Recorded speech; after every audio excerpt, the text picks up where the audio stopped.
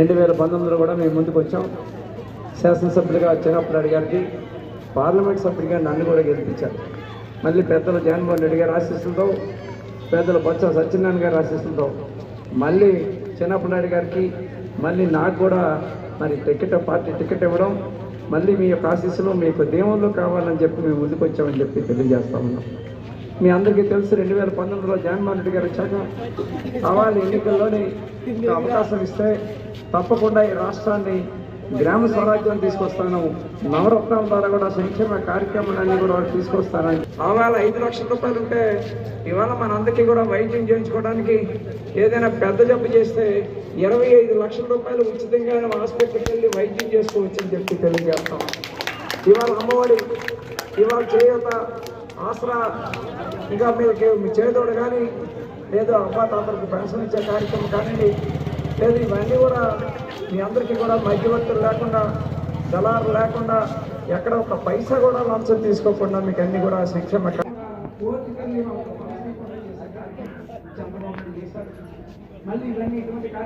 మహిళలు కానీ అందరూ కూడా అపూర్వమైనటువంటి స్వాగతం పలికిన మీకు అందరికీ చేతులెత్తి ముందుకుండా నమస్కరిస్తూ ఉన్నాను. మరి మీరందరూ గతంలో ఒకసారి జగన్మోహన్ రెడ్డి గారి నాయకత్వంలో నన్ను ఎమ్మెల్యేగా, మన కల్లాని చంద్రశేఖర్ గారిని ఎంపీగా గెలిపించారు. అలాగే మాకులాగే చాలామందిని మీకు ఓటు హక్కు వచ్చిన తర్వాత చాలామందిని మీరు గెలిపించారు. అయినప్పటికీ కూడా ఎవరు ఏ పని ఈ స్వాతంత్రం వచ్చి ఇప్పుడే పెద్ద మన నారాయణరావు గారు ఇప్పుడే చెప్పారు, నాకు 1965 నుండి రాజకీయాలు చూస్తున్నా 67 సంవత్సరాలే కార్యక్రమాలు చేస్తూ ఉన్నారు. అవన్నీ మీరు అందరూ అనుభవిస్తూ ఉన్నారు.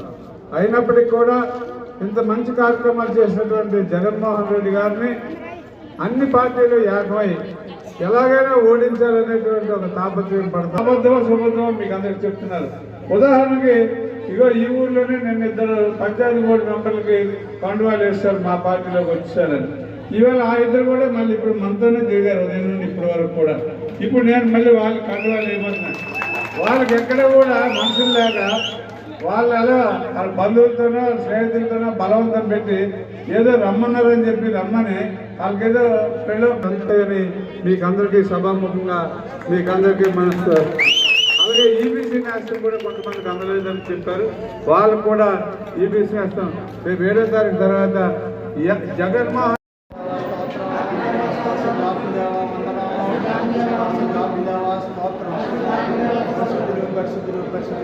తండ్రి, ఈ ఉదయకాల సమయంలో మా నియోజకవర్గం గౌరవనీయులు పూజ్యులు ఎమ్మెల్యే సమ్మెల వెంకట చిన్నప్పటి గారు తండ్రి ఈ యొక్క పాత సన్నిధికి వచ్చి నీ శరణ కోరి అలనాడు ఏ విధంగా నీవు దీవించి అత్యధిక మెజార్టీతో గెలిపించి మా ప్రజలను నింపి ఉన్నాము. అదేవిధంగా ఈ యొక్క 2024 సంవత్సరంలో దిగ్విజయంగా ఆయన విజయాత్ర సాధించే భాగ్యాన్ని కలిగించమని, ఎలాంటి సైతాను శక్తులకు పిశాచతంత్రుల శక్తులు లోను కాకుండా ఆయన నుంచి కూడా కంటికి రెప్పలా కాచి కాపాడి